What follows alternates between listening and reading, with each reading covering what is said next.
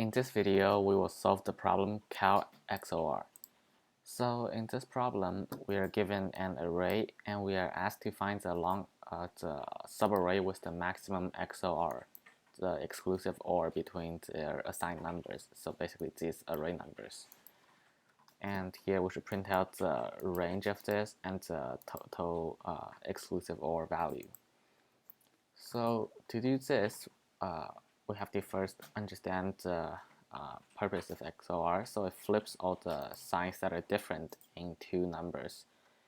And so basically when we're getting a range of the number, we can think of it as getting the XOR of the prefix of everything and then use exclusive OR on the ending of this range. So for example here, let's look at this example. We have 1, 0, 5, 4, and 2. So here, let's say we're looking at this, the XOR of this range. So we should store the XOR of each of these prefixes for the previous values. So we would have the XOR value for this 1, the XOR value for this these two numbers, and then these 3, these 4, and then these 5. And then when we're asked to get the value for these few numbers, we can basically do the XOR value on these, and then XOR that with the XOR value for the whole thing, because we're basically so for the first one we have these two numbers. For the second XOR value that we're looking at, we have these few numbers. So when you do XOR, it's sort of like dividing. These two similar ones will get cancelled out by each other. So we're left with will just be this 5 XOR 4 XOR 2. So this is how we can get the XOR for this range. And then here we have to find a way to get the optimal XOR for our optimal prefix XOR for any value that we're currently at. So to get the optimal, we can basically compare their bits. And so for example here, let's say we have a few certain bits, and then we have another number which also has some bits, and we basically want to compare which one has the optimal bits for us to XOR with. Let's say we have another number. Okay, so here we should compare each of these values and then take a look at the best one. So this is the current prefix. Let's say this is the current prefix XOR that we have, and we already calculated the XOR for these two values. So basically we're looking at the third element, but not in here. We can have any element A, B, C, D, E, or so on. So we're looking at when we are ending at this C value, which will be the best XOR value that we can get. So we already know the prefix XOR for this A and then A XOR B. So basically it's these two values, and we have to find which one's the best. So basically to do that, we'll compare each of the bits. So first, the first bit. So we should always look for the ones that have different bits than the current bit that we're looking at for the current prefix XOR. So we see which one is better, sort of like comparing the bigger one and smaller one, but here we're looking at the different bits. So these both are the same bits and they're both different from this, so we should look at the next bit. The next bit is a 0, and here we have this first XOR value has this bit of 0, and the second one has a bit of 1. So here we will know that this one's better, so we should choose this value instead. And we also have like a few more that have the same values at the beginning, but then later on it could have different values. And so we can think of this as a tree, and this type of tree structure is called a trie. So basically we store the prefix of everything, or the letter of everything. So here we have, in the beginning we will have the first value for these bits. So we have a 0, and then this 0 could be connected to it's connected to another 0 as well. So basically sort of thinking of this whole string as a tree. So each of them will be nodes. So this can be connected to 0, and also it is so there's 0 here, and also it's connected to 1. So we can get to these two values using the first value that we have. And then we look at the next one. This 0 here has, so we're looking at this 0, and it's connected to 0 as well. So we add this into this current 0 one, and then has nothing else. So basically, we're looking at this 1 instead. So this basically goes on like so, and we can store this into a whole tree. So we basically look for each node that has, we basically look for the nodes that have a different different bit than the current bit that we're looking at. But of course, if there's no different bit, then we can just look at this same bit and see the next one instead. So this will go on like so, and here's the first code. But this code will need a bit of optimizations to pass this problem. So first of all, here I will have an unordered map, but this here it's not very optimal to use unordered map because we only have two values. One is either when the node is equal to 1, so basically when the bit is 1, and the other one is when the bit is equal to 0. So here, for example, if we have a few letters instead, then we could use unordered map to save some memories. But here, since we only have two, we could just keep using a normal array. So basically, two values. The 0 will stand for that there's a node that has a bit value of 0, and the other 1 will stand for the set bit. So here we should have two operations. One is inserting and one is getting the maximum XOR that we can get. So when we're inserting, we should inserting index and a value. So here I will use this L to get a bit of the bit values for this current value V.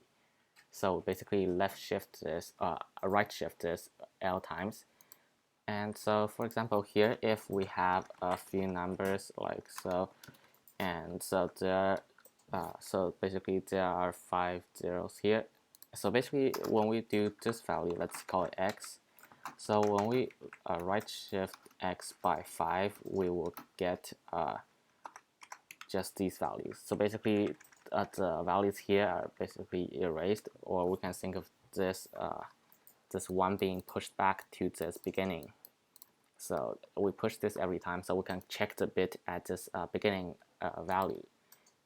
And we should start with the biggest bit, so the L should be the longest at first in the beginning, and then we should decrease it all the way until -1. So when -1, this will mean that we've searched through the whole string, and we should just give this current node the value and the index. So every time we search, we will go all the way to the bottom part and return the best one that we found. And then here, we will get the set bit, basically end it with 1 if it's 1. If this current bit is 1, then it will return 1. If it's 0, then it will be 0. So now we look at this this bit that we're looking at. So if it's equal to 1, we should try inserting another one. So we should try inserting the next bit of this value V into the current bit node. So then here we should check first if we have a node or not. So if we don't have a node, we should create a new node, so then we can insert it. We can insert some new nodes inside this current node. So this will keep on going in this recursion, and we will construct this tree from top to bottom, or from bottom to top, because we're looking at this here and then going down to the next. So here we would, so after we finish inserting all of these, we would use this other function to get the maximum XOR. So we have this current prefix value, just like what we found. So we can have a current prefix value, and also we need a length to get a bit.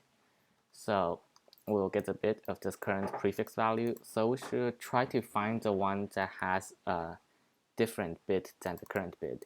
So to get a different bit, we will use a not bit. So then it flips this bit. So when we're looking at a bit that has a value of 1, we would flip this to 0, and otherwise we will flip it to 1. And here, since we're not using unordered maps anymore, we don't need to use .count. We can just use this index access. So first, we have to check if there is if there is a value with this current different bit. If there is no values for this different bit, we should just look at the same bit, but now we're looking at the value after this. So basically we're looking at one bit afterwards. Otherwise, we should choose the one that has a different bit than our current node bit. So this way we can have a larger XOR value, because the different bits will return 1, and that same bits will return 0, different bits will return 1. So 1, when you construct it inside this binary number, it will be greater than what we would have if there were same bits. But so here we would also do the same thing, also get the XOR, but we are looking at a different node. We're looking at the node where there's a different bit. So basically this is what it does, and it also loops until L is equal to -1, so there are no more bits to check, and we can just return the value and index at the current position. Then here we would basically do the same thing. We will first insert this base node, so we won't accidentally run outside of this memory or anything. And then here, every time we're reading this new int, we will XOR it with our current prefix XOR, so we get another prefix XOR, and then we get the optimal XOR for this current prefix value. So we will find the best one that has the most different bits from the current prefix value, and we check if that XOR with the current prefix value is greater than our maximum value. If it is, then we should change it to this current XOR. So basically this is the prefix from before, and this is the current prefix, so we'll remove whatever is from the before and look at the only the range afterward.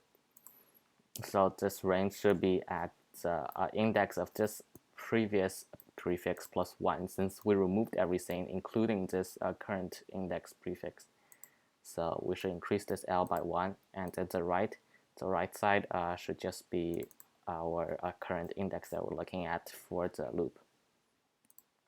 Then after we finish looking at all of those, we should also insert our current prefix into the try. So then next time when we're looking at next value, we can try to look at this current value as well. So if we do this, we would create a bunch of this new node, and it will be a bit too much memories for this current problem. So we can optimize this by using a 2D array instead of using pointers. So here's the basically still our try structure, but here we're representing it in a 2D array, and this 2 still represents the same thing, basically still this 2 here from the node, but then we're representing our node inside a list. So I put in this maximum of 1 million because this isn't that much values here, so we could store it using this total number of nodes. And so basically connect each of these nodes to a different number. So for example here, I'm still looking at our first example. Now we can so first of all, we will still insert our root like what we did here, and this root is just a 0. So when we're inserting the zeros, it's just all zeros, and then when we're inserting that, we're basically starting at one point, starting basically at one item or one node, and then we're going to point it to the next item. So then we just assign a new value if we haven't looked at this current node before. So if we didn't look at this current node before, we'll assign a new value, and just so on, and then just so on like these. So then later on, when we are looking through these tries, we can check the node that is connected to this current node by looking at the value at our array index with this current node. And so here's basically the part. This is basically inserting the 0 here. So our first value will be 0, just like what we did here. We inserted our 0 prefix XOR and give it index 0. So the index should be 0.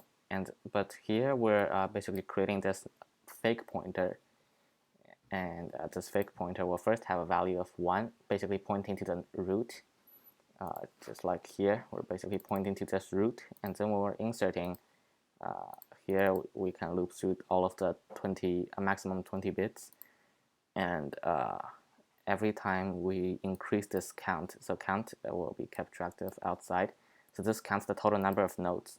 And since this is our first time inserting, we know that there are no nodes yet, so we should increase our count every time when we're adding in a new node. Basically, this node will be equal to 0, and it will point to the current pointer. So it will be connected to this current pointer. And now we look at the node after this current pointer. So now we're basically looking at the next bit inside this loop again. We increase our node count by 1 because here we're giving another new count. So we basically assign p to this count value again, and we keep on going until we reach the end of this of all the zeros. So basically, when we reach the end of these bits, then we will set the index at that pointer to be 0. Basically like what we did here. So we checked if our L was equal to -1. If it is equal to -1, we will give it the index and the value. So we're basically giving the value and the index to our final node. And then here still initialize these answer and left and right. So here we're still reading the input, and then we XOR it with the previous one, just getting the prefix values as usual. And now here we check for the just basically getting the XOR. You can see that's very similar to our previous code here. Still getting this bit, so it gets a bit by still right shifting it, and then end it with 1.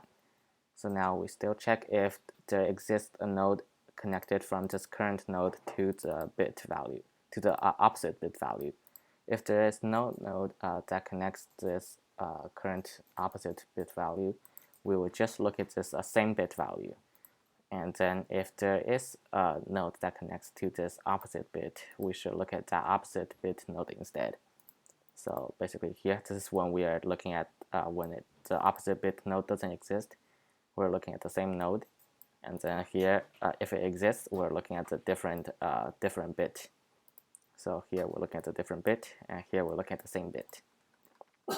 So basically the same thing. And then here, when we reach the end, we basically return the index and value, like so. So here we get the index and the value of this current index.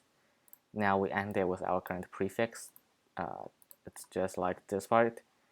So this p dot first is basically the value, and then we end it with our prefix XOR. And the prefix XOR is basically the value of this current position that we're looking at, because we already XOR'd it with the previous one. So then we check if the XOR value is greater than our answer. If it is greater than our answer, we will set it to this current XOR value and still give it a left position of index p plus 1 and right position I. So also the same as this part. Then finally, we should insert our current XOR value.